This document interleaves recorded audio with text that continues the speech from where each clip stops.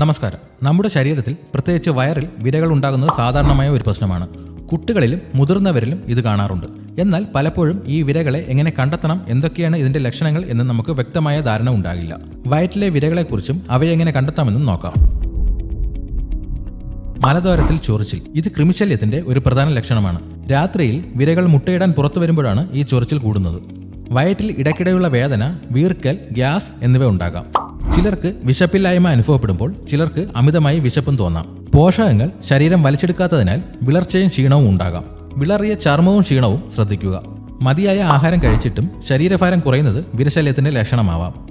ദഹന പ്രശ്നങ്ങളുടെ ഭാഗമായി വയറിളക്കമോ മലബന്ധമോ ഉണ്ടാകാം. ചില സന്ദർഭങ്ങളിൽ ഓക്കാനവും ഛർദിയും ഉണ്ടാകാം. കൈകൾ സോപ്പ് ഉപയോഗിച്ച് നന്നായി കഴുകുക, പ്രത്യേകിച്ച് ഭക്ഷണം കഴിക്കുന്നതിന് മുൻപും ടോയ്ലറ്റ് ഉപയോഗിച്ചതിന് ശേഷവും. പ്രത്യേകിച്ച് മാംസാഹാരങ്ങൾ നന്നായി വേവിച്ച് കഴിക്കുക. മണ്ണിൽ കളിക്കുമ്പോഴും പുറത്തു പോകുമ്പോഴും ചെരുപ്പുകൾ ധരിക്കുന്നത് കൊക്കപ്പുഴു പോലെയുള്ള വിരകൾ ശരീരത്തിൽ പ്രവേശിക്കുന്നത് തടയും.